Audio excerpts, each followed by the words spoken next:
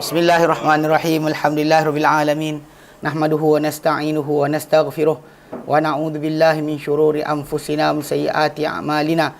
May yahdihillahu fala mudhillalah wa may yudlilhu fala hadiyalah. Asyhadu an la ilaha illallah wa asyhadu anna Muhammadan abduhu wa rasuluh. Allahumma salli ala Muhammad wa ala ali Muhammad kama sallaita ala Ibrahim wa ala ali Ibrahim wa barik ala Muhammad wa ala ali Muhammad kama barakta ala Ibrahim wa ala ali Ibrahim fil alamin innaka Hamidum Majid. Rabbi shrah li sadri wa yassir li amri wahlul 'uqdatam min lisani yafqahu qawli. Amma ba'd.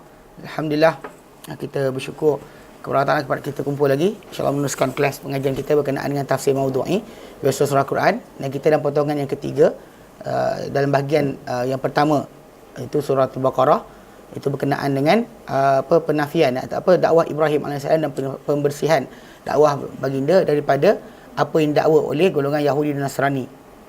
Apa yang mereka dakwa bahawa Ibrahim adalah Yahudi atau Nasrani, maka Allah Ta'ala putuskan hubungan mereka dengan Ibrahim. Mula yang kita bincang itu kisah pembinaan Kaabah Mekah itu sendiri, kemudian apa yang dipesan oleh Ibrahim AS dan Ismail AS ketika mana dan Ishak dan Yaqub ketika mereka nak mati, dan apa penafian waktu yang terakhir itu macam itu, bila Allah nyatakan suruh kita mengisytiharkan bila orang Yahudi dan Nasrani mengatakan jadilah kamu Yahudi atau Nasrani, kamu akan dapat hidayah, maka Allah Taala kata bal millata Ibrahim hanifa, bahkan millah Ibrahim itulah lebih tulus, lebih lurus, wa makana minal musyrikin, tidak pernah dia termasuk di kalangan orang-orang musyrik. Ini ayat yang kita bincang 124 sampai 141 okey.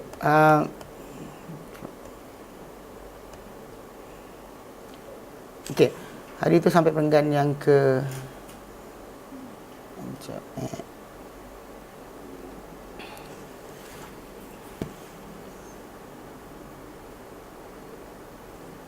okey. Hari itu kita berhenti sampai ayat Allah Ta'ala nyatakan qulu amanna billah, katakan Muhammad kami beriman dengan Allah, wa ma unzila ilaina dan apa itu daripada kami. Surah Baqarah ayat berapa tak? Ayat yang ke 136. 136. Jauh dah.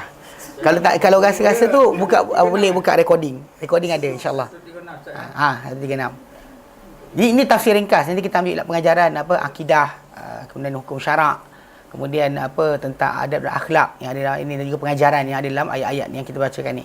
Ayat 131 ayat 124 141. Ya, ayat tu. Jadi pasal ayat tu sebenarnya timbal balik ataupun Allah Taala suruh Nabi Muhammad SAW menyatakan macam tu. Menyatakan akidah yang sebenar, yang sepatutnya semua manusia beriman dengannya.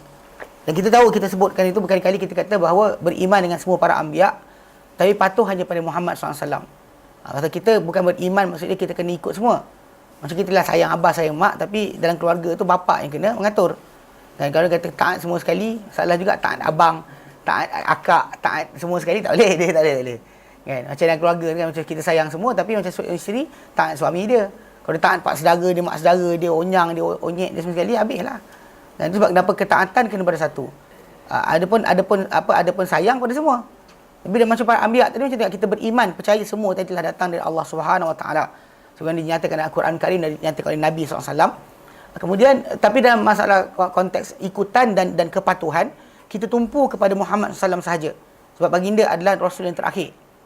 Jadi itu sebab kenapa dalam perbincangan itu kita kata, dia kata bila seorang Yahudi, nama dia Abdullah bin Suraya, dia kata kepada Nabi SAW, tiada petunjuk melainkan apa yang kami berada padanya, maka ikutlah kami, wahai Muhammad, engkau dapat hidayah.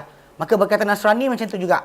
Maka turunlah ayat yang kita 136 tu yang menerangkan berkenaan dengan tajuk kedudukan yang patut kita nyatakan. Allah tak nyatakan qulu amanna billah, katakan Muhammad kami beriman dengan Allah, wa qulu amanna billah wa ma unzila ilaina, dan apa turun kepada kami, wa ma unzila ila Ibrahim wa Ismail wa Ishaq wa Yaqub wal asbat, dan apa diturunkan kepada Ibrahim, Ismail, Ishak, Yaqub dan Asbat. Asbat tu anak-anak Yaqub.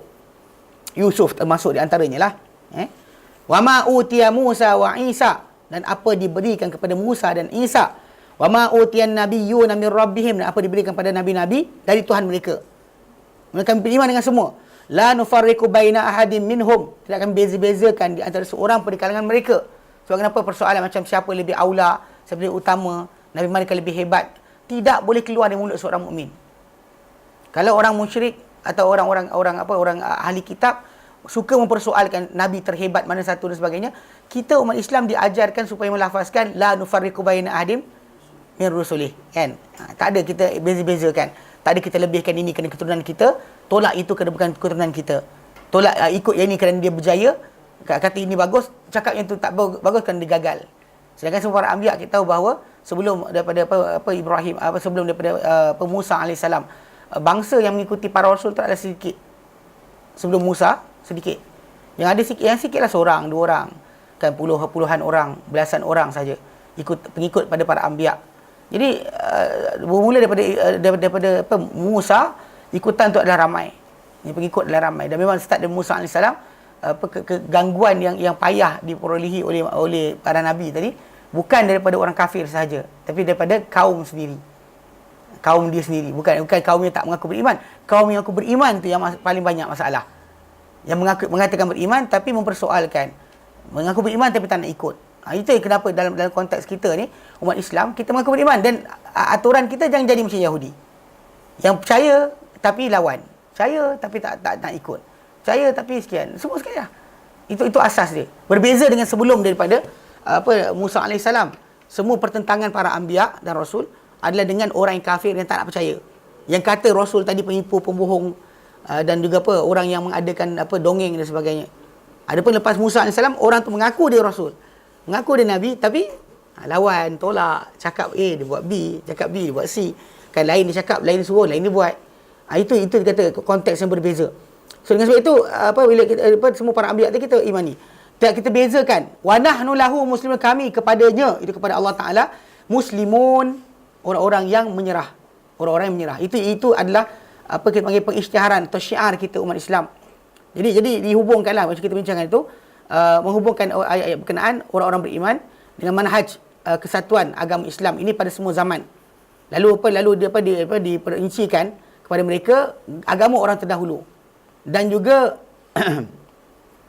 ia mengarahkan mereka kepada perealisasian kesatuan akidah dan dakwah. Maka Allah Taala perintahkan orang beriman untuk mengatakan kami beriman dengan Allah, hanya Dia, dan kami beriman kitab yang turun kepada kami. Mereka akan beriman dengan semua apa yang diturunkan kepada golongan terdahulu. Dan Allah Taala suruh kita mengabdikan diri daripada suhuf Ibrahim dan apa turun pada Yaqub kepada anak-anak dia yang 12 orang. Dalam keadaan tulus. Yang kita kata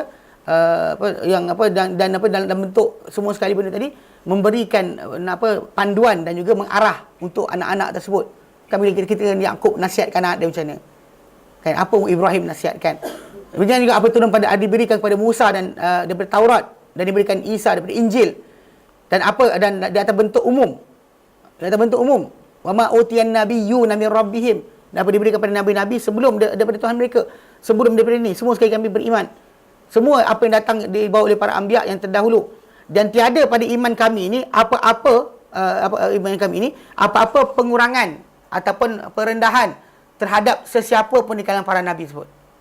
Tadi kita pandang ini hina, tak, kita anggap semua para anbiya ni membawa wahyu, dan bahkan lebih tinggi lagi dari itu adalah kita percaya bahawa bila para anbiya tadi tidak berjaya dalam dakwah dia, tak ada pengikut, bukan sebab dia neglect, bukan sebab dia malas berdakwah, bukan sebab dia tak gunakan cara uslub dakwah yang terbaik. Macam orang kita kan, uslub dakwah tak betul, dan banyak orang uslub dakwah tak betul. Kita patut beruslub dakwah ni kena mudah-mudahkan. Mudah-mudahkan, mana iya kan semua sekali. Semua orang cakap semua iya kan.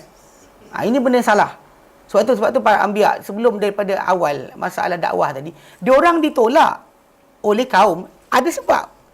Sebab adalah pengisytiharan mereka tentang tauhid, tentang akidah yang benar. Itu masalah utama. Adapun masalah Nabi itu baik, siapa lagi baik daripada Muhammad SAW? Dalam keadaan Nabi ditolak, siapa lebih baik daripada Nabi Muhammad SAW? Atau siapa lebih baik daripada para anbiya yang ada? Takkan kita kata macam, syekh sekian, syekh itu, syekh ini, guru kita. Kita kata kerana berjaya berdakwah, dia lebih baik daripada anbiya. Macam ada seorang, dulu kan diorang edarkan apa? Kisah berkenaan dengan apa? Pernah baca kisah dekat WhatsApp? Dia orang edarkan. Tajuk kononnya seorang pendakwah. Jadul Quran apa tah? Dia di sini.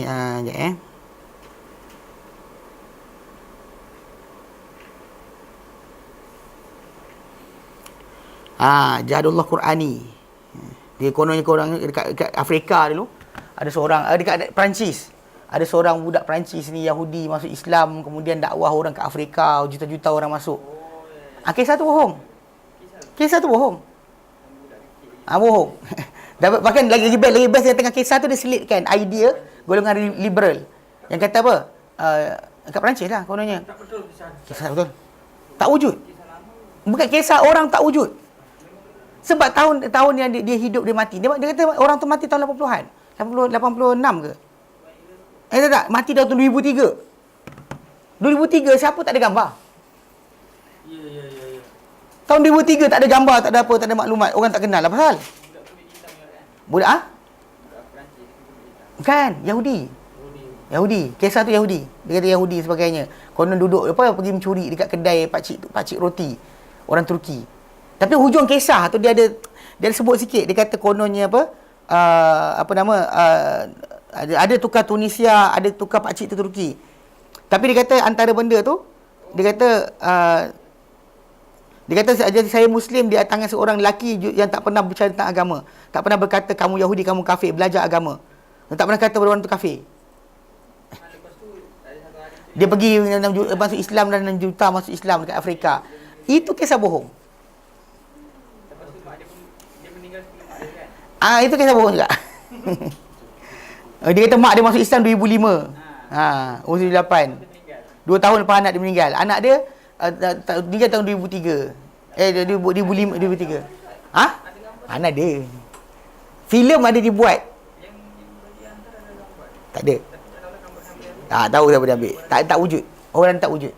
Tapi kalau kisah benar, seorang lelaki yang betul-betul berdakwah, nama dia daripada orang daripada kota. Nama dia Abdul Rahman Ibn Sumaid. 11 juta terima Islam dekat tangan dia. Dia bina 5,700 masjid di Afrika. Dia bina 9,500 telaga. Dan dia sponsor 15,000 anak-anak yatim. Ini kisah benar. Abdul Rahman As-Sumaid. Ini betul, kisah benar. Orang tu wujud, hidup. Dia pergi ke Afrika, terus ada video. Dia pergi berdakwah dan sebagainya. Sampai ada budak yang nak mati, dia diselamatkan. Budak tu lepas tu hafal Quran dan sebagainya, jumpa balik. Ini yang dia mati juga, dia meninggal. Tapi kisah dia ni betul. Yang kisah yang tu kisah dia ni betul, dia berdakwah pergi ke Afrika buat kerja. Yang itu kisah dia tadi macam diselitkan kisah. Kononnya pada orang Islam ni jangan kata pada orang yang kafir tadi kafir. Mana ada macam tu? Tak kafir lah. Takkan macam awak bukan tak kafir, awak sebenarnya boleh. Bukanlah, tukar agama lah. Takkan nak kata iya juga. Tapi dalam konteks macam ni, kita kata macam contoh kisah tadi kan, Abdul Rahman Sumaid tadi yang betul-betul buat kerja kerana Allah Taala.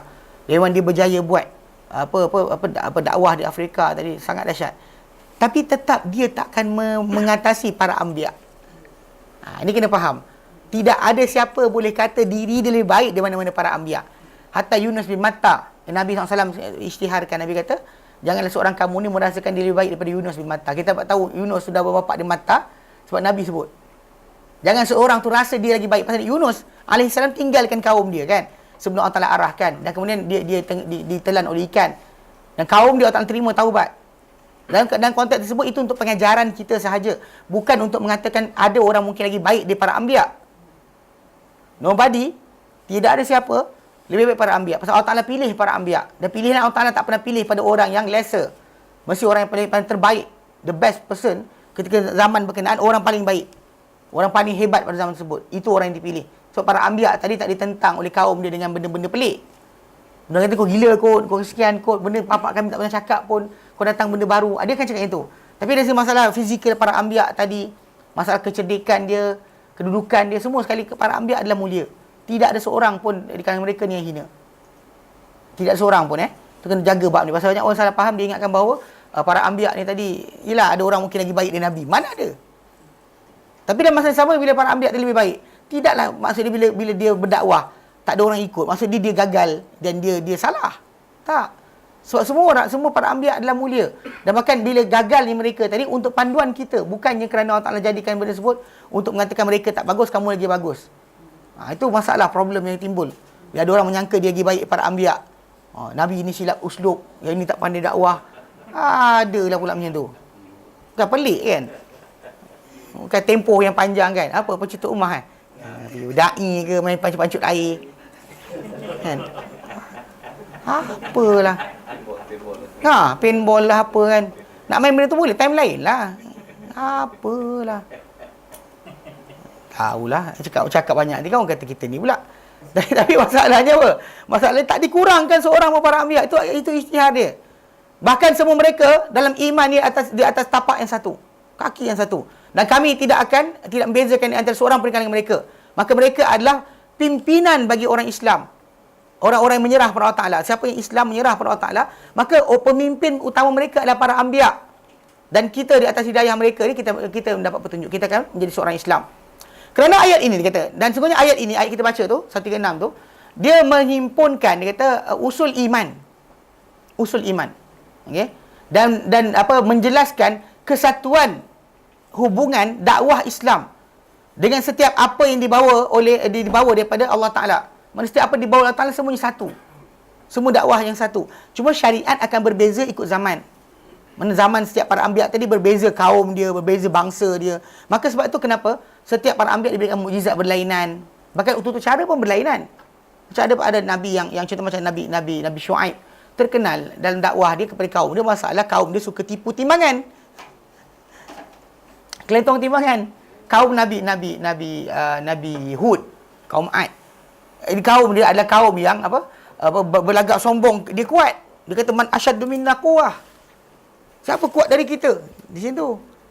Ada kaum yang banyak dia macam kaum Lut pada masalah akhlak, masalah sumbang bukan sumbang maram. Sumbang jantina kan. Jadi setiap para anbiya tadi dakwah mereka, kalau kita perhatikan dia spesifik. Pada part ini dakwah tu berbeza-beza. Kepada masalah macam Nuh AS, seruan yang utama adalah masalah syirik. Masalah supaya tinggalkan syirik. Sebab kaum dia mula mensyirikkan Allah Ta'ala. So setiap para anbiya dakwah berbeza-beza ikut zaman mereka, penyakit kaum mereka. Adapun Muhammad SAW datang dengan keseluruhan. Sebab kenapa kita kata dikekalkan agama Muhammad SAW ni, agama yang terakhir ni, sehingga akhir zaman. Dengan wahyunya Al-Quran yang bukan hanya setakat mukjizat, tapi dia risalah.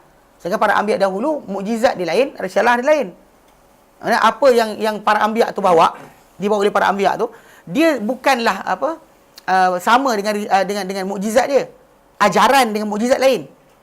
Mana mukjizat Musa, tongkat, tangan keluar bercahaya, ketuk tongkat ke laut terbelah, ketuk tongkat ke batu keluar mata air. Kemudian berlaku kemarau, ialah panjang pada orang Mesir dahulu, katak, darah, kutu, belalang. Semua sekali datang benda tu mengganggu orang ramai di Mesir dahulu pada orang kafir. So itu semua mukjizat Musa AS. Mukjizat Musa AS.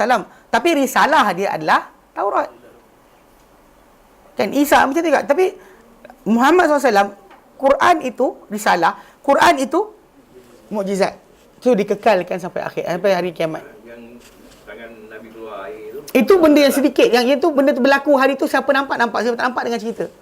Dan Nabi sendiri isytiharkan hadis Bukhari dan Muslim berkata, "Ma minal anbiya min nabi." Tiada dengan para anbiya oleh seorang nabi pun illa melainkan qad u'tiya minal ayat, melainkan telah diberikan daripada tanda-tanda ma mithluhu, yang tak seumpamanya. Maksudnya apa yang dapat oleh nabi ni tak ada. Nabi ni ada, nabi ni tak ada. Ma mithluhu amana alaihil bashar, yang akan diimani oleh manusia, untuk diimani oleh manusia. Dengan tanda-tanda tadi orang tahu ini utusan Tuhan. Lepas tu Nabi sebut ujung hadis tu, Nabi kata wa innama kana allazi utituhu wahyan auhahu Allahu ilai, dan hanyalah yang diberikan kepadaku. Nabi banyak benda buat, tapi Nabi sebut yang hanyalah yang diberi kepadaku. Wahyu yang diwahyukan Allah Taala kepadaku. Ni Nabi sebut hujung tu fa arju, maka aku berharap an akuna aktsarahum tabi'an yaumal qiyamah, aku menjadi paling ramai di kalangan mereka. Para anbiya ni paling ramai tabi'an, pengikut yaumal qiyamah, pada kiamat nanti. Dengan apa? Nabi dia kata, aku harap aku jadi paling ramai pengikut hari kiamat nanti. Dengan wahyu tadi. Dengan Quran itu. Itu bezanya kepada bangsa-bangsa yang lain. Nabi-nabi yang lain. Nabi-nabi lain, dia punya risalah dia, ada katakanlah tertinggal lagi. Tapi orang nak percaya, nak kenal dia macam mana? Dia kata-kata macam pada orang Yahudi. Okay, kami tinggal agama Islam, ikut kamu. Sekarang bukti kepada kami, Musa punya, siapa Musa? Dia cerita je lah. Ini. Tapi, mana benda tak nampak. Isa macam tu juga. Tu bezanya Al-Quran. Dia mukjizat yang berkekalan sampai kiamat. Tu je sebab kenapa kita kata ikutan kita hanya pada Muhammad. Hatta kita percaya Ibrahim, Ismail, Ishak, Yaqub, Ayub, Syuaib, Musa, Harun, Daud, semua sekali nabi-nabi yang kita sebut tu, kita percaya wujudnya mereka, telah datangnya mereka, telah berdakwahnya mereka sebab Quran ceritakan, sebab wahyu Muhammad bawa. Kalau Muhammad tak bawa wahyu, kita dengar cerita orang, kita iakan benda tu. Kita macam apa yang Nabi Nuh alaihissalam dia punya tu syirik. Kalau yang lain tu sembang mahram, sembang masalah jantina ada macam tu. Kafir ke? Dia orang kafir. Kafir. Tak pakai ketika bila para nabi itu datang, arahan datang, mukjizat ditunjukkan, kemudian tak ikut juga, apa alasan lagi? Tak ada alasan sebab para anbiya datang tadi dengan perintah Tuhan. So setiap kaum yang datang macam contoh kaum Hud kan, kaum Nabi Hud. Kan Nabi Hud dakwah mereka, dia kata engkau gitu. Kan Nabi macam Nabi Syuaib. Bahkan mereka ni yang sebenarnya kata as-salatuka ta'muruna. Adakah solat engkau merintahkan kami? Saya nampak Nabi tu solat. Dia kata solat engkau perintah kami untuk ini ke? Bahkan dalam contoh macam kisah surah Yasin. Kan bila 3 rasul tu datang kampung kan. Apa kau kata? Ma nazzalallahu min syai'. Tuhan tak turunkan apa-apa. Ma nazzalallahu min syai'. So maksud dia percaya Tuhan, dia percaya Tuhan. Ma nazzalallahu min syai'. In antum illa takdzibun. Kau orang ni bohong je. Nampak tak? Dia cara cakap mereka. Cuba dengar perbualan tu apa jadi. Dia ada beza perbualan orang yang percaya Tuhan, percaya tak Tuhan. Ada yang percaya Tuhan tapi langgar. Percaya Tuhan dan nafikan Rasul dengan mukjizat yang tunjukkan, dia langgar juga. Dan kufur engkar perintah Rasul sama engkar perintah Allah Taala. Tak dikatakan tak ada. Tu sebab Nabi kata, kullu ummati dakhal jannah illa man aba. Nabi kata semua umatku masuk syurga kecuali siapa yang enggan. Lepas tu para sahabat kata Rasulullah, may aba. Nabi kata, man ata'ani dakhal jannah. Barang siapa mentaatiku maka dia masuk syurga. Wa man asani faqad aba. Barang siapa menderhakaiku maka dia telah enggan. Dia isytihar macam tu.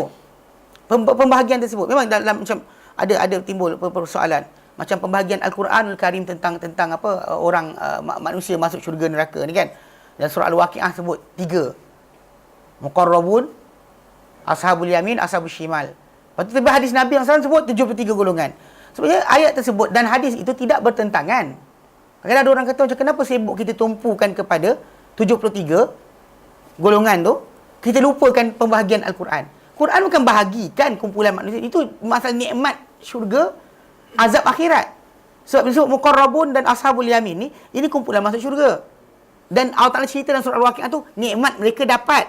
Allah Ta'ala tak ceritakan macam mana seorang tu jadi muqarrabun. Dalam ayat tak cerita. Dia cerita nikmat apa dapat. Pasal dalam hadis Nabi pun Nabi ceritakan berkenaan ahli syurga ni, darjat mereka daripada satu darjat ke darjat yang berikutnya seperti langit dan bumi. Dan bahkan orang paling rendah di darjatnya di syurga nanti mendapat seperti dunia. Tapi 10 kali ganda lagi baik. 10 times better than dunia. Raja paling kaya dunia, dia 10 kali ganda baik. Bahkan dalam kisah Ashabul Yamin itu sebut, walah mirtairim mimma yashtahun, daging burung dia apa yang mereka suka. Sedangkan ashab muqarrabun adalah orang yang Nabi terangkan, golongan yang atas sekali adalah orang yang mendapat apa yang tak pernah dilihat oleh mata, tak pernah didengar oleh telinga, tak pernah terlintas hati manusia benda tu ada. Something that not even terfikir pun, ini ada ke? Bayangkan nikmat yang tak pernah kita terfikir benda wujud. Itu untuk orang yang atas sekali. Yang bawah-bawah dapatlah. Buah-buahan macam biasa kenal. Macam serupa macam buah-buahan kami dah makan. Itu macam tu. Yang atas tak, dia dapat lagi tinggi. Itu beza dia. Dan diceritakan dan tentang ashabul shimal adalah orang yang masuk neraka. Apa siksaan dia kena? Tak dapat sejuk dan sebagainya. Tapi dalam hadis Nabi tu menjelaskan tentang macam mana anda patut jadi ahli syurga. Bila berkata umat ni pecah 73 golongan kan. Satu golongan dalam syurga, satu golongan ni lain dalam neraka. Semua lagi satu betul, lain semua salah. Kadang orang kata kenapa ada persoalan? Sebab itulah manhaj yang menjadikan anda boleh jadi ashabul yamin dan muqarrabun. Sebab di dalam tu dia Nabi terangkan hum ala ma ana alaihi wa ashabi. Siapakah mereka yang satu golongan tu? Nabi kata mereka di atas apa aku berada padanya dan sahabat-sahabatku. So kalau orang tak mengikuti jalan tersebut, macam mana nak jadi ashabul yamin?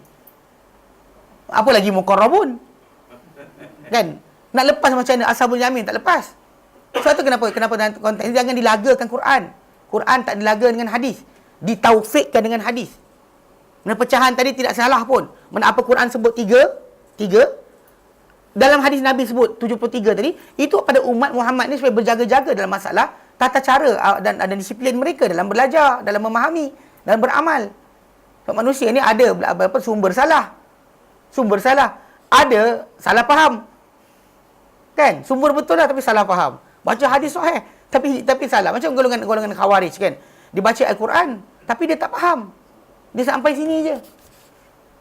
Mana la yujawizu khanajirahum, tak lepas ni, tak masuk hati pun. Tak faham. Itu dia kata para sahabat kafir depan bila tak ikut Quran, dia kata Ali kafir sebab apa? Meninggalkan hukum Islam. Antara hukum dimaksudkan adalah Ali tidak ambil tawanan ketika peperangan. Simple je. Tapi kisah tadi pasal dia salah faham. Quran saja, hadis tak mau. Ini daripada umat Muhammad. Tak ada bincang masalah ashabul yamin, ashabul shimal. Confirm ashabul shimal. Apa lagi muqarrabun takkan sampai. Itu cara kita memahami dalil. Macam dalam konteks ni kita pecahan tadi Quran dan hadis tadi, dia selari. Dia bukan bertentangan, bukan bertembung. Dia saling jelas memperjelaskan. Pasal di sini terangkan nikmat yang akan diperolehi dan azab yang akan menanti. Di sini dalam hadis tadi menerangkan macam mana nak sampai kepada jadi golongan tersebut. Jangan ikut 73 72 tu. Jadilah yang satu. Iaitu yang apa? Yang berada pada macam mana Nabi berada dengan para sahabat baginda. Itu sebab kenapa itu yang kita dituntutan sebenar. Bukanlah, jangan lagakan Quran dengan hadis. Ini antara benda paling salah bila kita kata ini qat'i, ini zanni, ini mutawatir, ini tak mutawatir. Jangan buat. Ini antara benda yang salah. Kadang-kadang benda macam ni biasalah bila kita pemahaman yang macam ni kena diperbetulkan.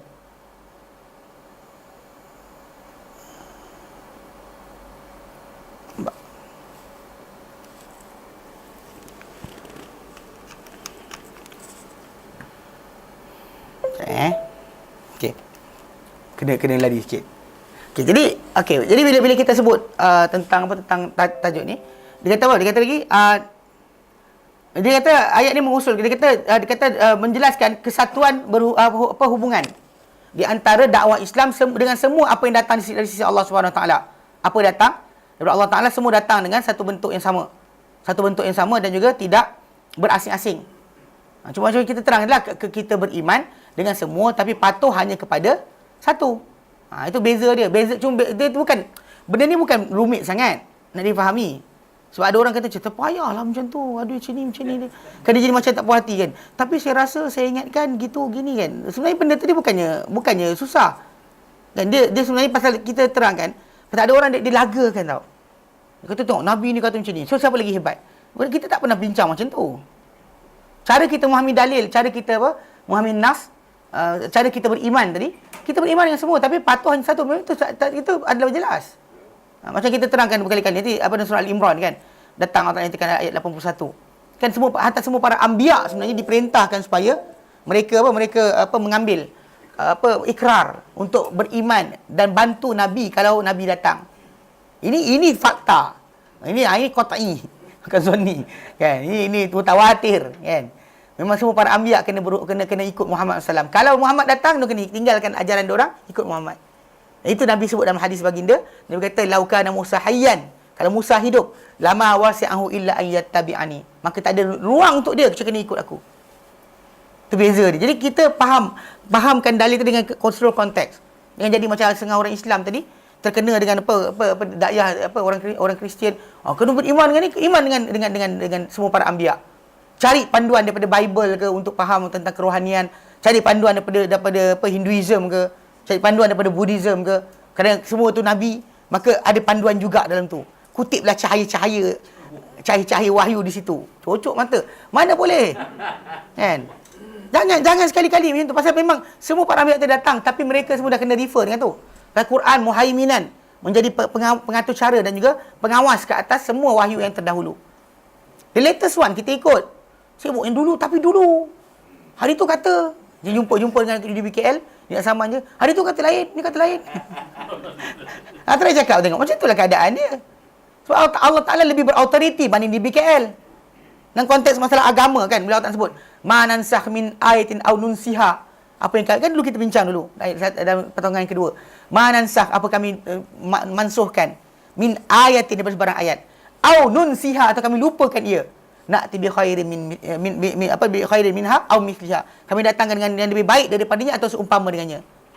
Betul tak? Allah kata, alam ta'lam annallaha ala kulli syai'in qadir. Kamu tak tahu ke Allah Ta'ala ke atas sesuatu maha berkuasa? Antara kuasa paling besar autoriti Allah Ta'ala adalah apa?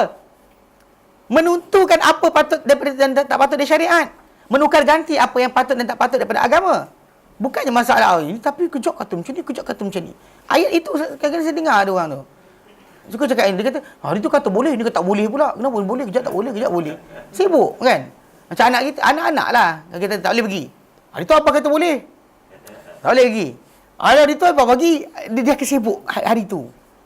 Macam budak kecil, tak gerti-gerti. Orang kata dah undang-undang baru, ikut je lah. Itu bukan dia bukan bunuh diri. Bunuh orang yang beriman, bunuh orang yang menyembah apa Tuhan lembu. Ya. Faqtulu anfusakum tu pasal dalam macam dikatakan oleh Ibn Katsir, dia bukan bunuh diri sendiri. Orang yang beriman bunuh yang menyembah patung lembu. Pasal dia terlibat. Kalau yang menyembah saja bunuh diri, maka yang beriman yang tengok tak kena ujian. Ujian sekarang ke atas mereka yang tengok orang tu sembah tapi tak buat apa adalah dia kena bunuh orang yang menyembah. Barulah taubat diterima daripada orang yang menyembah dan orang yang tengok tapi tak buat apa. Memang berat, lagi beratlah banding dengan orang tu bunuh diri sendiri. Banding bunuh diri sendiri, yang tu lagi berat. Kena bunuh orang yang tu, mungkin bapak kita, mungkin mak kita, mungkin pakcik kita, mungkin abang kita. Pasal dia menyembah dia tu, kita tak menyembah dan kita kena bunuh. Pasal dalam istilah, dalam konteks ayat kita bincangkan tentang apa, Bani Israel ni sering Allah Ta'ala sebut anfusakum tadi, bukan maksud dia diri sendiri. Maksudnya diri orang yang seagama dengan kamu. Pasal kan bila Allah Ta'ala kata, wa idh akhadna mitsaqakum la tasfikuna dima'akum. Dan ini akhirnya kami ambil janji kamu, jangan tumpahkan darah kamu. Memang tumpahkan darah orang yang seagama dengan kamu, seakidah dengan kamu. Pasal diletakkan itu pasal soal macam kita bunuh orang yang beriman sama kita macam bunuh diri sendiri. Bunuh diri sendiri. Wala tukhrijuna anfusakum min diyarikum. Yang kamu keluarkan diri kamu, kan diri kamu. Keluarkan orang seagama kamu daripada negeri kamu. Itu beza dia. Anfusakum tadi ada penjelasan yang lebih detail. Bukan maksud dia bunuh diri sendiri. Mana usir diri sendiri? Usir dia, bunuh diri sendiri, fahamlah. La taqtulu anfusakum wala tukhrijuna anfusakum, yang keluarkan diri kamu. Min diyarikum, daripada rumah-rumah kamu. Bukan? Keluarkan orang yang saudara mara kamu, yang macam diri kamu sendiri, kamu usir daripada kampung kamu. Itu maksud dia. Okey. Jadi secara asalnya kita beriman dengan semua tapi tidak patuh kecuali pada Muhammad. Okey. Ya, kita kerana ini sebenarnya Nabi SAW dahulu banyak membaca ini kan kasiran yaqra biha fi rakaatil ula. Nabi sering baca daripada rakaat pertama daripada surah Fajar. Dalam hadis Nabi SAW ayat ni disebut Nabi SAW sering membaca ayat ni ketika mana dalam dan sebut dalam Sahih Muslim hadis Ibn Abbas 727, Abu Daud hadis nombor 1259. Nabi sering baca ayat ini pada rakaat yang pertama pada solat pagi, solat fajar. Ayat 1 ke 9 ni, qulu amanna billah wa ma unzila ilaina wa ma unzila ila Ibrahim wa Ismail wa Ishaq wa Yaqub wal asbat wa ma utiya Musa wa Isa wa ma utiya nabiyyun nabi rabbihim la nufarriqu baina ahadin minhum wa nahnu lahu muslimun. Ayat ini sering dibaca ketika rakaat pertama pada solat fajar. Solat pagi lah, subuh lah. Ya, saya. Solat sunat fajar lah. Solat fajar. Sunat fajar. Sunat fajar lah, bukan solat subuh.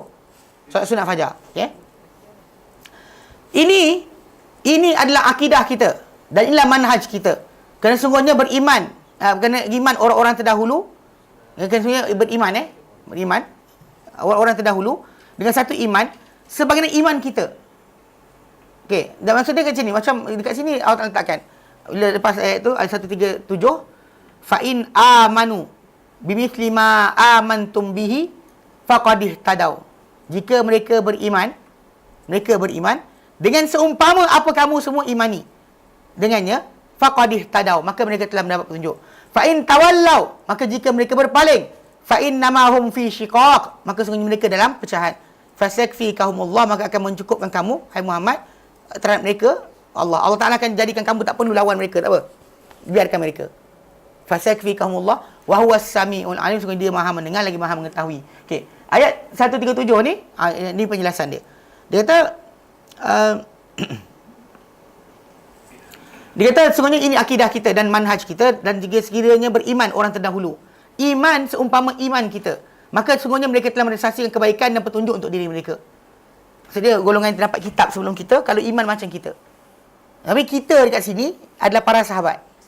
Ini antara dalil berkenaan apa yang disebut oleh Allah Taala dalam Quran ni. Maksudnya kalau siapa nak beriman, iman macam sahabat iman. Bukan iman bila sahabat Taala kata berimanlah kalian kan. Lepas tu fa in amanu bimithli ma amantum. Jika mereka beriman dengan seumpama apa kamu beriman. Kamu tu siapa? Para sahabat lah. Nabi dan para sahabat. Faqad ihtadaw, maka mereka telah dapat petunjuk. Ini adalah dalil juga menolak kepada Syiah, pegangan mereka para sahabat telah sesat. Sebab ini ijtihad pensyarahan Allah Taala dalam Quran.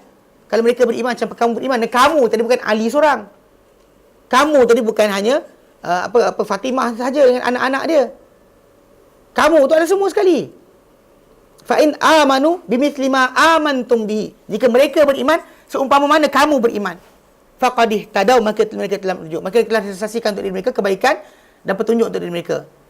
Okey, wa in tawallaw, okey, fa innama hum fi shiqaq, dan jika mereka berpaling, maksudnya jika mereka enggan kecuali untuk berpaling dan menyanggahi serta menentang. Okey, faqad dia kata fa innama hum fi shiqaq, maka sungguhnya mereka dalam pecahan Dan pemusuhan lah. dalam pemusuhan, pertentangan. Dia bukan dalam keadaan iman, tapi pertentangan. Walaupun mereka kata beriman, tapi tidak beriman sebenarnya. Ya, maksudnya, maka mereka tidak mereka menjadi, melainkan orang-orang yang tenggelam dalam permusuhan dan penyakitan, serta pempecahan terhadap barisan umat. Dan ketika itu, maka sungguhnya Allah Ta'ala akan menjaga, memadai. Bila kita kata fasakfikahumullah, maka Allah Ta'ala akan jaga engkau daripada mereka. Macam hasbunallah kan. Allah Ta'ala mencukupkan. Mana Allah Ta'ala memadai untuk menghadapi mereka, kamu tak payah masuk. Itu maksud dia. Fasayakfikahumullah. Maksud dia, Allah Ta'ala akan menjadi penjaga, pencukup bagi hamba-hambanya beriman. Dan juga pelindung daripada kemudaratan yang dibuat oleh mereka, oleh golongan ini. Dan kesakitan mereka buatkan. Kerana dia Maha mendengar terhadap kata-kata mereka, Maha mengetahui tentang keadaan kita dan keadaan mereka. Kan? Fa innallaha sami'un alim. Allah tak dengar apa perancangan mereka nak buat. Allah Ta'ala tahu keadaan kita. Alim. Allah Ta'ala tahu keadaan kita, keadaan mereka. So Allah Ta'ala akan jaga kita. Bukan tawakal saja, kita ambil asbab. Allah Ta'ala biar pintu rumah tak terbuka, tak kunci. Dan tawakal ni fasayakfikahumullah, pegang pintu, wa huwas sami'ul alim. Betul tinggal pintu tak terbuka, tak kunci. Tu nama dia bangga. Kan? 3-4 hari ni dekat Taman Tun ni dia buat checkpoint kan, tahan. Tanya tadi polis tu kata kenapa? Pasal kena tahan 2 kali dah. Betul dia kata pasal dia check orang luar, dia kata pasal kat Taman Tun ni banyak berlaku pecah rumah. Dia dapat CCTV lah gambar ada orang tu buat berdua, bertiga macam dah. Seorang dan berdua. So dia tengah check sekarang lah, tengok ambil report siapa yang lintas tu je. Ni jalan utama kan, jalan masuk utama dia akan check. Semua yang utama masuk Taman Tun dia akan check. Itu dia sebut tadi lah, dia tidak tahu. Wallahu a'lam. Depan tadi ada siapa yang naik motor yang tahan. Tengok juga agak. Tapi Roblox yang lari. Okey. Jadi kata faqalih tadau in tawalla fa innahu yujaka fasayakfikahumullah wa huwas samiul alim, maka Allah akan memadai engkau daripada mereka, cukupkan engkau dari mereka, menjaga engkau dari mereka. Allah Ta'ala akan jaga engkau dari mereka. Wahwa dan dia Sami'ul Alim. Okey, sambungan ni. Sibghatallah wa man ahsanu minallahi sibghah wa nahnu lahu abidun. Celupan Allah Ta'ala. Dan siapa yang lebih baik celupan daripada celupan Allah Ta'ala? Dan kami, katakanlah kami kepadanya orang-orang yang menyembah, orang-orang yang mengabdikan diri. Okey. Dia kata sibrah. Sibrah ni celup. celup. Okey, nanti diterangkan tafsir kenapa dia sebut celupan. Celupan. Kenapa sebut celupan? Sebab kalau kita macam kita ada benda kan, kita sadur menyadur satu benda, celup satu benda dan satu benda, macam kain kita ada letakkan dye kan. Itu namanya sibrah, celupan. Tapi macam sekarang ni bila orang tu beriman, yang disebut mereka ni sebagai satu ya, lahir anak macam-macam, bangsa macam-macam, bahasa macam-macam. Tapi bila masuk dalam akidah yang sama, dia dapat satu celupan, brand yang sama. Branding yang sama. Celupan Allah Ta'ala. Siapa lebih baik celupan ni? Celupan Allah Subhanahu Wa Ta'ala. Wa man ahsanu sibrah. Bila Allah Ta'ala celupkan satu benda, orang tu pada konteks iman, celupan iman. Yang ini celupan kufur. Walaupun dia lahir anak orang Islam, lahir para anak para anbiya, boleh terjadi mereka tergolong-golongan satu lagi. Celup manusia ni kepada ini atau ini. Dia yang paling baik adalah menentukan adalah Allah Subhanahu Wa Ta'ala. Dan kita kepadanya abidun, orang-orang yang menyembah. Okay, dia kata kat sini. Jika menyangka golongan terdahulu bahawa mereka melepaskan bayi atau anak serta menenggelamkan dalam air yang suci. Okey. Kan perbuatan orang Kristian, dia celup orang dalam air kan. Dia panggil apa dia panggil? Baptize. Tenggelam dalam air, angkat. Angkat kan. Kalau dia menyangka, kalau golongan menyangka dengan mandian tersebut, ada mandi pun ada. Orang kita tarikat mandilah. Mandi lah bang. Ingat tak mandi ke? Mandi air tu kena, bukan sekat muka. Air tu kena banyak. Ada dia 7 jenis air. Bukan 7 jenis air tu pasal air Zam-Zam dapat lah. Lepas tu air syurga pun nak dimandikan juga. Dia iktikad kan, angkut dia air. Air ini, air itu, air sekian dia ni. Iktikad kan, tok guru tu baca ayat jadi wallahualam tak tahu. Ini macam-macam benda jadi kes dia. Pasal orang tu dia nak. Jadi mandi tu biasalah. Dalam konteks orang belajar silat pun ada. Orang belajar tarikat pun ada. Memang ada program mandi. Mandi minyak tu setengah je. Itu mandi minyak tu untuk pericun ni, tapi mandi air pun ada. Okey, jadi program dalam tarikat memang ada. Dia akan mandi. Ada mandi sekian, mandi taubat. Macam mandi taubat? Kan mandi taubat kan? Mandi safar tu lain dah, habis tinggal lah. Ada juga orang kata nak buat balik. Tapi mandi yang biasa dalam konteks mandi taubat. Kan mandi kan, ada dengar mandi taubat kan? Ada mandi macam mana wallahualam. Tapi tempat tu kan. Dia surau tu saya dah pergi sana lah. Okey. Bawah surau tu ada sungai besar, sungai kecil. Dapat surau tu ini, situ nanti ada mandi-mandian dia. 1, 2, 3 adalah. Kan 7 lebih kurang kan dia di tempat dia. 7 tempat mandi. Adalah mandian dia tu. Dia peringkat-peringkat bang. Naik tahap mandi lain. Tapi first mandi taubat. So kadang-kadang okey, benda ni ada sikit sama persamaan dengan ritual Kristian. Cuma ada juga para ulama kata, tapi dalam Islam ada juga arahan Nabi kepada orang yang masuk Islam mandi. Mandi lepas masuk Islam, mandi untuk bersuci, bukan mandi untuk taubat. Dia bersyahadah tadi, gugur dah dosa dia. Sebaik dia bersyahadah, gugur dosa dia, tak ada dosa dah. Kan masa dia kata al-Islam yajub ma qablah. Islam tu menghapuskan apa sebelumnya. Kan bila orang tu masuk Islam saja, terhapus semua dosa-dosa yang terdahulu. Dengan Islamnya, bukan dengan mandinya. Adapun untuk dia beramal ibadah Islam, untuk start solat dan sebagainya, maka dia kena mandilah. Mandi junub yang tak pernah dimandi. Kan tak pernah junub sepanjang hidup, tak pernah mandi. Mandi untuk apa? Untuk mengangkat hadas besar. Kena buatlah. Budak tak balik kita kena ajar. Memang anak kita start dia masuk umur balik kan, dia kena ajar. Ada pun anak budak tak balik lah. Dia tak timbul, tapi budak tak balik dia ikut bapak dia je. Islam. Kenapa tak tahu? Macam tu, itu tajuk lain. Taklif pun tak ada. Yang berbeza sekarang ni macam orang yang dah dewasa dan sebelum Islam tu dia macam-macam benda dia buat dan sebagainya. Kemudian masuk Islam, arahan mandi tu ada, tapi bukan mandi taubat. Mandi untuk bersuci sebenarnya. Mandi wajib. Macam mandi wajib. ketika apa untuk apa kena orang tu apa hadas besar macam tu mandi dia. Ada khilaf. Khilaf berkenaan masalah orang masuk Islam kena mandi ke tidak. Tapi jumhur kata ya. Jumhur kata ya. Tapi masalah dosa dia tak hilang dengan mandi tu yang salah faham, dosa tak hilang mandi. Pasal dosa tu hilang dengan syahadah dia. Disebab dia syahadah masuk Islam, beriman saja, terus terhapus dosa yang terdahulu. Gugur semua dosa sekali. Islam tu menghapuskan dosa sebelumnya. Tapi dalam masalah mandi tadi, mandi tu. Tapi yang dalam tarekat mandi lain. Mandi taubat. Macam-macam air zam-zam, air ni, air tu, air sekian. Okay, jadi dia kata kalau menyangka orang terdahulu bahawa melepaskan anak atau menenggelamkan anak ke dalam air yang suci, dia mencelupkan budak tersebut dan menjadikan budak tersebut di atas agama mereka. Dia rasakan dengan celup macam tu, baptize, maka budak ni akan kekal di atas agama Kristian. Kerana itu dia kata mereka tu beriman, dia kata. Okay, kerana mereka beriman. Dia kata di atas agama, maka sungguhnya kita orang beriman ni tadi, celupan kita ni bukan celupan yang kita tenggelamkan diri kita, tapi celupan Allah Subhanahu Wa Taala yang takkan hilang selama-lamanya kecuali kita menanggalkan diri kita daripada benda tersebut. Mana cerita the content of macam mana kita ni mukmin tadi tak perlukan kepada mandi tenggelam. Definisi celupan Allah ni syahadah. Bukan syahadah semua sekali. Kalau syahadah sahaja lepas, dia Abdullah Ubay lepas.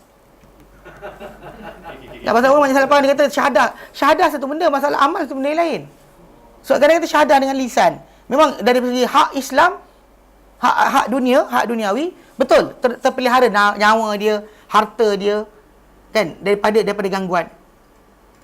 Tapi bila dalam masalah konteks masalah dia tak beramal daripada hati dia dan sebagainya, tajuk lain.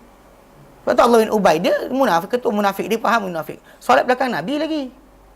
Tak kena halau pun. Boleh tegur Nabi. Boleh tegur Nabi. Jumpa Nabi sembang. Bahkan sebelum daripada perang Uhud. Dia sentiasa akan bangun. Sebelum Nabi berkhutbah, dia akan bangun. Orang ramai sekalian, ini adalah Nabi. Dengarlah dia, taatlah pada dia. Jadi macam jadi kes zaman sekarang lah. Bangun, siap, diamlah dengar imam cakap kan. zaman Nabi dahulu, ketika sebelum perang Uhud, sebab ketika perang Uhud, dia balik dengan sepertiga tentera Islam. Balik perang Uhud tadi, orang ramai marah dia. Dia nak bangun macam biasa, orang ramai tarik dia. Hei, musuh Allah tak, duduk. Ketika tu dia marah, dia keluar. Dia keluar. Orang kat pintu suruh dia patah balik, pergi minta surah Rasulullah, minta ampun untuk dia. Itu surah Munafikun terdatang. Lawa wuru'usahum. Mana pergi? Apa untuk Rasulullah minta ampun untuk kau? Lawa wuru'usahum. Dia lah. Sebab orang tahu dia. Kenapa orang tahu kisah tu? Dia kata dia kepala munafik. Sebab Quran turun dengan dia. Allah bin Ubay. Tapi kisah tu lah pasal dia biasa bangun. Kan macam nak tunjukkan dia penting juga. Kadang dekat masjid ada juga setengah AJK. Pemarah lah orang kan. Betul lah kan. Imam khutbah sudahlah, awak sibuk nak berucap lepas sembahyang lah. Dia nak supaya orang dengar cakap dia kan. Bukan maksud dia ni ucapan dia nak berucap. Kita majlis hari raya insya-Allah akan sekian. Tuan-tuan nanti kita akan sekian. Isytihar lepas solat lah. Tak apa suruh imam isytihar sekali. Apa masalah dia? Tapi dia kena duduk depan juga pegang mikrofon kan. Gila mikrofon kadang. Jangan cerita kat orang ni. Dia masalah benda ni marah AJK masjid. Iyalah dengar kan. Kebetulan tempat saya tengok yang saya cakap ni tempat saya tak ngajar. Masalah dia. Lawak betul. Kadang-kadang bagilah. Kalau dia kata nak maklumat, dia bagi imam isytihar, apa masalah dia? Dia nak bercakap juga. Kena pula tu dia nak kutip derma lah apa, dia bercakap lama lagi. Kita lah sikit ceramah umum. Dia pula ceramah dulu. Ada sekali saya ingat pergi ceramah tempat kan. Ceramah Isra Mi'raj. Pengerusi surau tu, pengerusi masjid tu cakap lagi panjang dari saya. Orang ramai lepas ada dia kita nak berceramah Isra Mi'raj. Dah panggil ustaz. Ya awak sibuk cakap lagi buat apa? Ini ayat ini kisah ini berkaitan ayat pertama surah. Kita macam dia ustaz ke aku ustaz? Tapi bukan saya cakap. Lepas daripada makan tu, geng-geng yang tu kata, memang pengurusi tu dia kata, sibuk je. Dia nak bercakap je. Okey, sekarang ni macam kisah Abdullah Ubay, dia nak rasa dia special.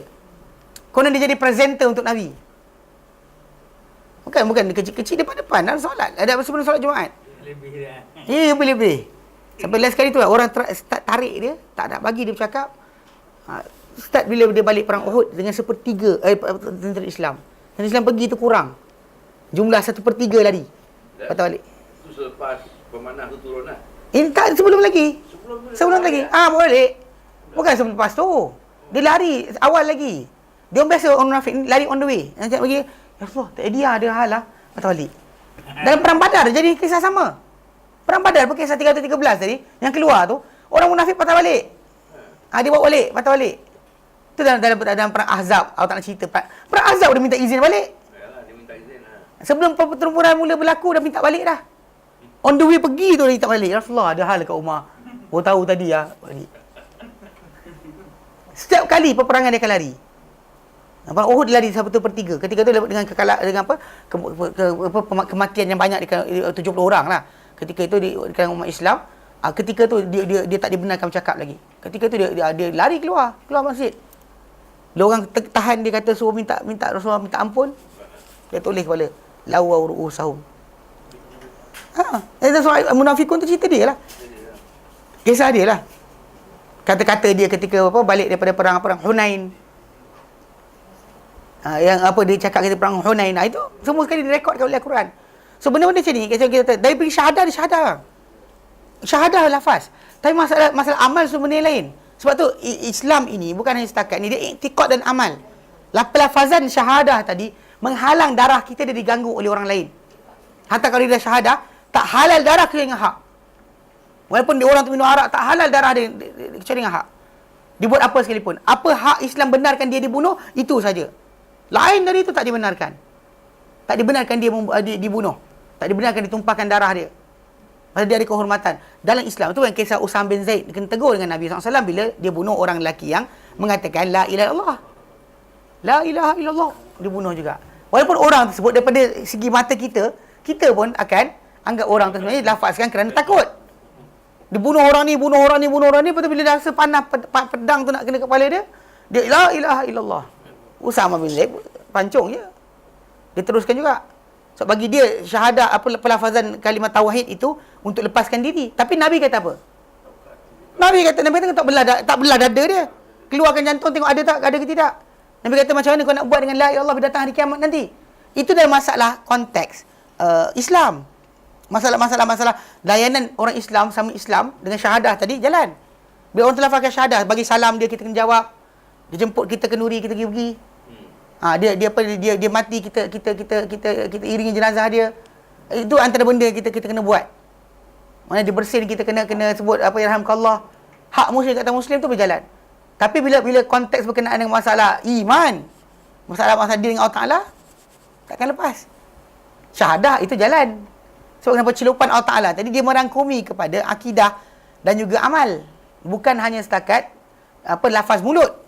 Walaupun dalam ayat dia kata qulu amanna billah, katakan beriman dengan Allah kan, tapi bukan itu saja. Iman tadi diikuti dengan praktis sebab kepercayaan kepada apa turun pada kami. Qulu amanna billah wa ma unzila ilaina ni nombor 2 ni. Pelaksanaan untuk percaya dengan apa turun pada kita adalah dengan melaksanakan apa yang diturunkan. Kalau dari turunkan kita tak follow juga, tak ikut dan tak patuh, macam mana kita nak kata kita beriman? Saya beriman tapi iman tapi kan. Mazhab tapi. Betul lah ayat Quran ni tapi. Saya percaya hadis Nabi ni tapi. Tak boleh. Tak boleh. Itu sebab kenapa konteks dia bukan hanya syahadah. So celupan Allah Ta'ala tadi dia kata apa? Dan Allah Ta'ala telah mencelup kita. Maksud kita ni diberikan syariat. Syariat itulah celupan yang menjadikan kita ni seorang Muslim. Celupan keseluruhan. Maksudnya dari segi aspek apa? Kata-kata, perbuatan, perlakuan, daripada solat kita, muamalah kita, ibadah kita, kan, munakahat kita, masalah halal haram jual beli. Bila datang haram, buatlah lah. Pasal itu celupan keseluruhan. Dia bukan hanya sebahagian daripada perbuatan.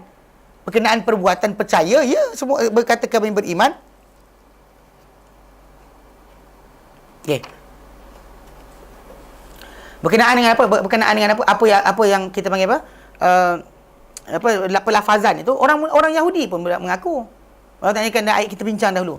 Orang kata wa idza qila lahum aminu bima anzalallah, dan bila dikata pada mereka berimanlah kamu dengan apa diturunkan oleh Allah, Qalu nu'minu bima unzila alaina. Mereka kata kami beriman dengan apa turun kepada kami. Tapi Allah Ta'ala jawab, wa yakfuruna bima wara'ah. Tapi mereka kufur dengan apa sesudahnya.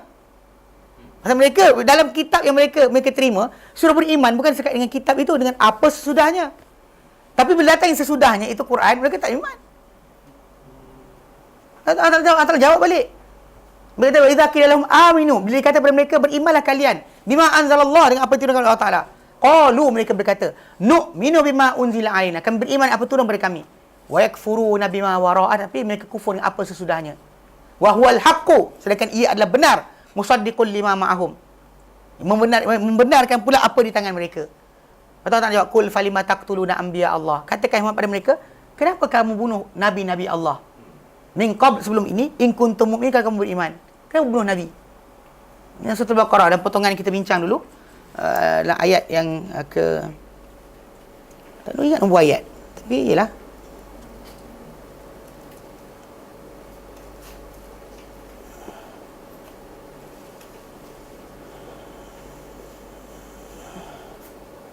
dia dalam ayat yang sekejap. Wa idza qila lahum aminu bima anzalallah qalu nu'minu bima unzila alaina wa yakfuruna bima ara'ah. Atas ya tadi.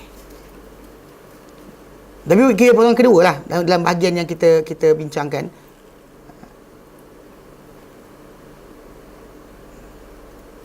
Ni surah ayat 91. Ayat 91 surah Al-Baqarah. Dan potongan kedua lah kita bincang tentang hubungan mereka dengan Muhammad sallallahu alaihi wasallam. Tu ayat tu 91. Bila dikata kepada mereka, berimanlah kalian dengan apa diturunkan oleh Allah Taala. Mereka berkata, kami beriman dengan apa turun kepada kami. Cakap iman satu benda, tapi masalah praktis satu benda lain. Sebab tu kenapa dalam konteks tadi celupan, bila sebut celupan Allah Taala tadi, ia adalah maksud apa? Celupan syariat. Mana manusia terjadi Islam dengan keseluruhan aspek. Bukan hanya kepercayaan, dalaman, bukan syahadah sahaja, tapi dengan pelaksanaan amal. Okay? Dia kata, dan tidak ada, dia kata, dan yang mana celupan tadi takkan hilang selama-lamanya. Dan siapa-siapa yang masuk dalam identiti yang sama, perangai yang sama, dia masuk dalam syariat yang sama, celupan yang sama. Siapa-siapa tak ikut benda yang sama, maka tak dapat celupan yang sama lah. Brand yang Allah Ta'ala berikan tadi, ada identiti dia, macam orang beli barang lah. Kan, brand yang mahal, brand yang murah, brand betul kan. Yang imitation pun ada kan, imitation. Beli Tupperware jadi Tipuware. Tipuware, Adidas jadi Adibas. Dia ada apa dia punya kadar-kadar ada. Even kalau kita kata barang yang asli dengan tiruan ni kan kita tahu. So Allah Taala letakkan keaslian tadi kepada apa?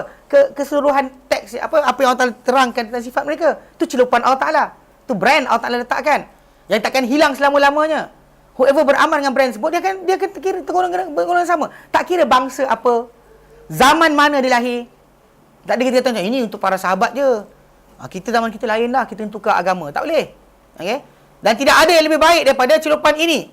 Berkata Ibn Atiyah, dinamakan agama, sumiyad dinu, sibghatan. Dinamakan agama ni sebagai celupan. Ini agama tapi dinamakan celupan.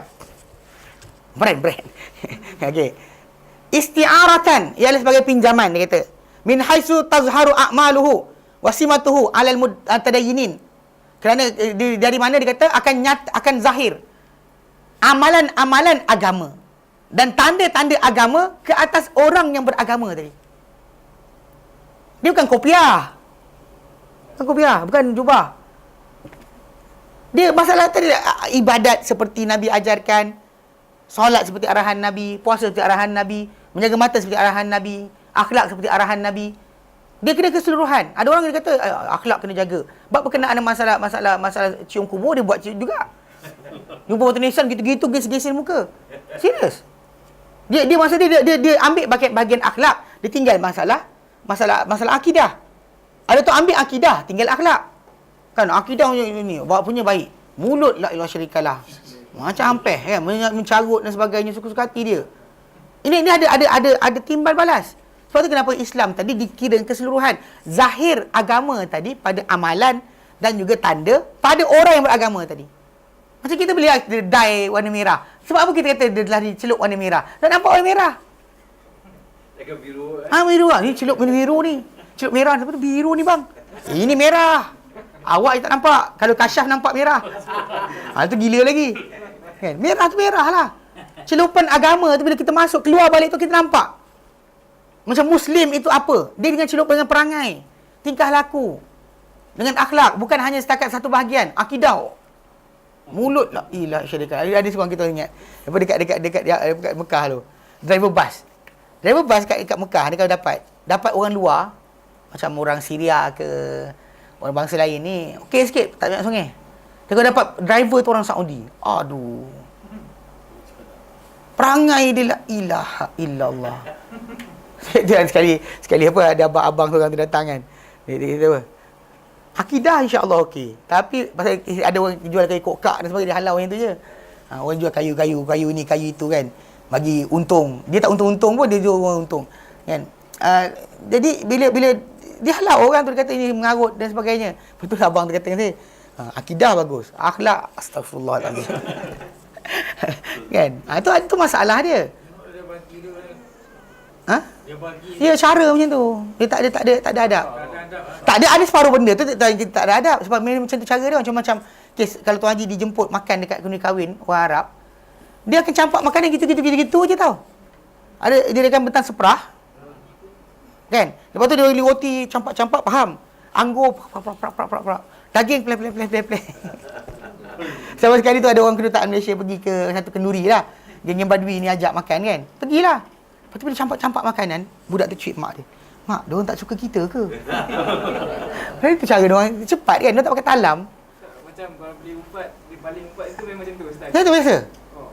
Baling umpat. Macam tu je itu. Dekat dengan sedekah dengan orang tu. Baling. Itu ada, itu kata bagi akhlak dengan sekian. Tapi separuh benda tu bagi mereka, benda tak ada masalah. Macam kalau di tanah Arab, Kita baru nengok Ustaz tak terima. orang kita, macam orang kata, ustaz tak kahwin dengan orang Arab ke? Dia tak tahu cerita kalau orang Arab tu muka cantik tapi sikit dia masak makanan, dia letak atas meja. Ambil dengan periuk-periuk dia letak atas meja tau. Tak ada tukar pinggan tau, tak ada salin-salin lap pinggan, tak ada. Dia letak tu dapat menantu macam tu tahu. Ambil mak, dia kata. Mak mentua pun macam biar benar menantu aku. Periuk-periuk letak atas meja. Periuk letak atas meja terus. Itu gaya perangai dia. Itu kasar tu, benda tu yang ada sebagian macam kawan saya cerita lah, driver kedutaan. Dia cerita, dia kata dekat Temuah dia jadi kes. Bini tu marah suami dia. Dia perempuan ni orang Makrib. Makrib ni kawasan memang Badui lah. Memang terkenal kawasan Badui. Tapi pandai main senjata.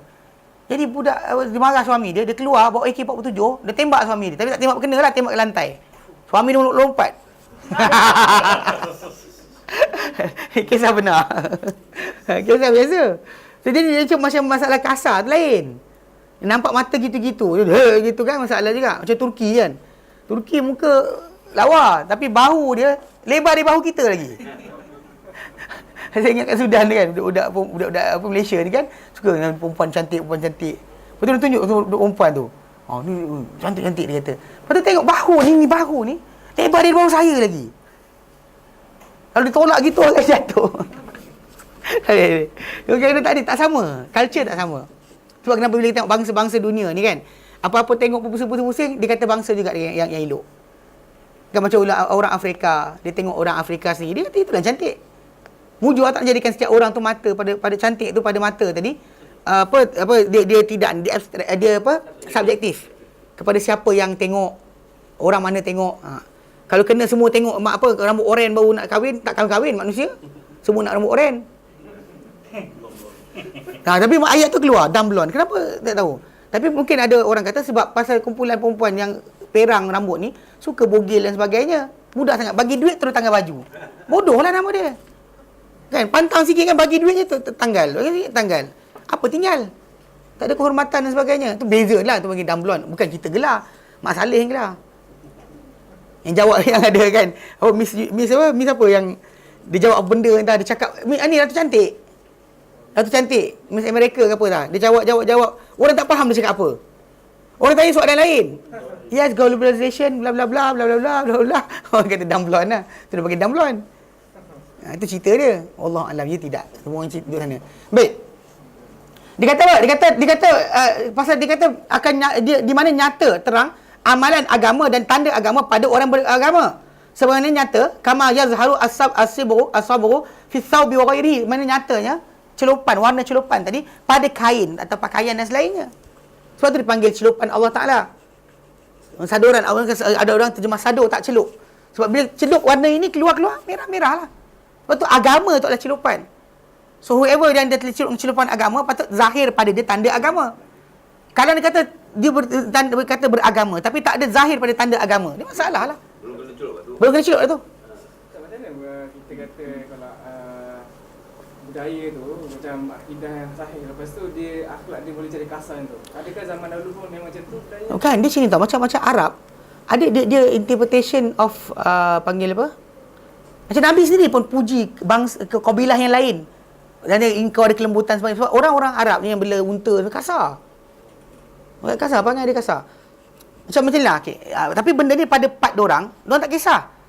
Contoh macam ni, saya cerita dulu bila kes diorang sebut, apa di tanah Arab disebut bahawa filem filem Hollywood ke apa dan sebagainya, Bollywood ke, filem-filem asing ni yang masuk ke negara Arab, antara punca perpecahan keluarga. Alasan. Dia kata kerana ya, pada satu kaum tadi, contoh macam suami dia penyayang, dia abstrak sebenarnya tau. Ada wanita ni dia tengok suami dia penyayang, macam orang Arab.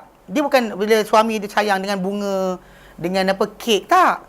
Macam orang Badui kan, bila suami dia balik bawa binatang buruan, kan, seekor rusa, ambil kau, campak kan.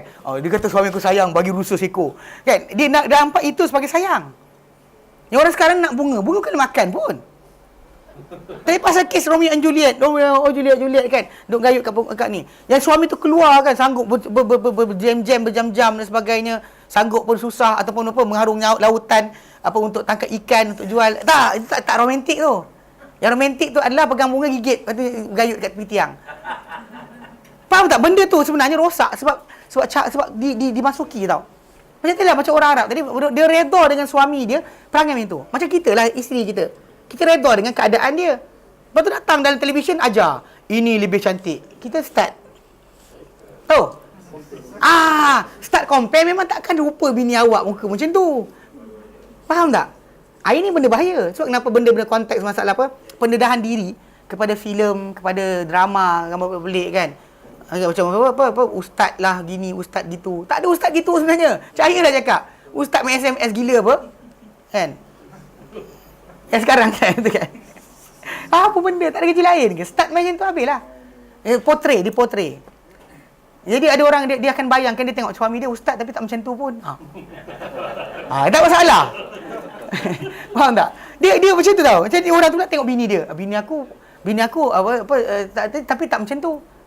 Benda faham tak cara kehidupan manusia? Sebenarnya kalau manusia tak diredahkan, dia akan redha dengan apa dia ada. Start dia buka benda luar daripada batasan, dia masalah. Nakkan pantun, nakkan apa syair lah. Suami hantar. Suami tak pandai bersyair. Dia bergaduh je. Faham tak? Dia ada konteks yang berbeza. Sebab kenapa bila macam ni kita tu rosak. So macam kisah je lah. Mana orang Arab memang perangai dia macam tu. Dia tak kisah macam tu. Bahkan bila macam bangsa Arab kan, suami dia kahwin lebih, dia rasa bagus, dia rasa seronok. Sebab apa? Suami dia jantan. Mana maksud dia gagak suami dia hebat? Serius. Itu ada beza dia. Tapi ya, benda tu dalam satu part kasar lah. Kadang bila kes, macam bila seorang lelaki tu macam, saya pernah marah seorang hamba Ta'ala ni. Dia, orang Arab lah. Orang Arab. Dia bila start dengan isteri cakap kasar-kasar. Lepas tu bila tu dia cakap dengan bakal tunang dia, lembut. Sampai, sekali saya ceramah kat dia lah. Saya marah dia kena, isteri kau patut kau layan lagi baik. Kenapa yang gini kau layan sungguh-sungguh? Kan cakap lembut, alangkah baiknya kalau kau ada kat sini sebagainya. Dengan bini kau, gitu. Saya kata, kenapa? Sampai kadang-kadang banyak orang kadang cakap dengan luar. Ini masalah akhlak. Nabi tunjukkan dah. Nabi dah potret terbaik. Kan Nabi kata, akmalul mu'minina imana, ahsanuhum khuluqa. Orang beriman, paling sempurna imannya adalah orang paling baik akhlak. Dengan akidah betul dululah, bukan baik akhlak saja. Ni akidah betul, akidah salah menyimpang, pergi madat ya Hussein dan sebagainya. Tiba-tiba kita kata akhlak dia terbaik. Tak kira pakai macam tu. Pasal akidah jatuh habis semua sekali hangus. Tapi ahsanum khuluqa, orang paling baik akhlak. Kemudian Nabi kata wa khiyarukum, orang terbaik dengan kamu, khiyarukum li ahli, orang terbaik pada keluarga dia sendiri, pada isteri dia sendiri. Wa ana khairukum li ahli, aku orang terbaik pada isteriku sendiri. Mana keluarga aku orang terbaik pada keluarga aku sendiri. So maksud dia dekat situ kan, Nabi dah tunjukkan. Kadang-kadang orang Melayu kita, orang Islam kita ni lupa. Benda tu jadi kes sebab terlupa baca nas dengan secara menyeluruh. Kan dibincangkan berkenaan masalah akidah tak betul ni, soft kaki tak ni. Tapi lain bini macam marah. Kenapa? Ya ada kali tu termarah juga, nak macam mana kan? Itu tak boleh elak lah kan. Ada hari-hari tentu. Macam Nabi sendiri secara ni bini dia yang biasa pulau-pulau dia. Seriously. Kan bini-bini dia macam isteri Aisyah al-Anha. Nabi kata, aku tahu bila kau redha pada aku, bila kau tak suka aku. Nabi kata macam tu. Aisyah kata, macam mana kau tahu? Dia kata, bila kau redha dengan aku, kau tak marah aku, kau kata, wa Rabbi Muhammad, demi Tuhan Nabi Muhammad. Dan bila kau marah aku, kau akan kata, wa Rabbi Ibrahim, demi Tuhan Nabi Ibrahim. Aku faham lah, waktu ketika tu kau tak menyampah kat aku. Atau Aisyah gelak lah. Memang betul. Memang betul, memang benda tu berlaku. Hatta macam-macam kes apa, lawan cakap balik kan, kisah Umar kan. Kan kisah Umar, dia marah bini dia. Kata dengan bini dia kan, masa melawan cakap balik. Pasal orang muhajirin dahulu, bini tak melawan. Sikit pun. Sampai ke Madinah, orang Madinah, bini menjawab balik. Suami kata dia jawab. Suami kata menjawab. Kan? Jadi bila Umar marah bini dia, isteri dia, kenapa menjawab? Isteri dia kata, kau marah aku. Isteri Nabi menjawab balik kat Nabi. Dia cakap macam tu. Lepas tu Umar pun diam lah lama tu kan. Yang jadi kes Nabi ilak isteri dia. Sumpah tak nak pegang, tak nak sentuh sebulan. Itu sebab punca dia, sebab isteri dia minta hak lah. Ramai-ramai tu. Kan, tapi the first thing bila Umar kan, bila jiran dia kata Nabi dah ceraikan bini-bini dia, Umar cari anak dia dulu. Umar kata, aku cakap daripada kau, jangan macam ni, jangan macam ni. Hafsah kata, bukan aku seorang kena, semua kena. Itu kisah dia. Tu yang jadi Umar kita jumpa Nabi, dia kata, ya Rasulullah, dia kata, waktu dan Nabi ketawa.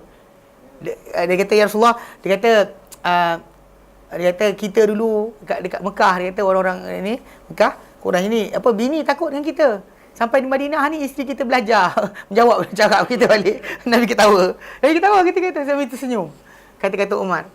Tapi benda tadi macam kadang-kadang terni sikit kan. Bangsa Melayu ni kadang apa, suami bini gitu kan. Nak tolong basuh pinggan kat dapur pun payah. Ini kisah benar orang Melayu kita. Saya tak cakap abang. Kenapa abang terasa? Terasa. Ya, itu yang terasa lah. Tapi benda tadi benda yang sepatut dibuat. Tolong isteri di rumah sebagainya, itu akhlak. Tapi konsep masalah Arab itu sendiri tak sama. Bangsa Arab itu sendiri dan konteks tersebut dia orang macam Nabi cium cucu dia lah. Kan Arab tu kata apa?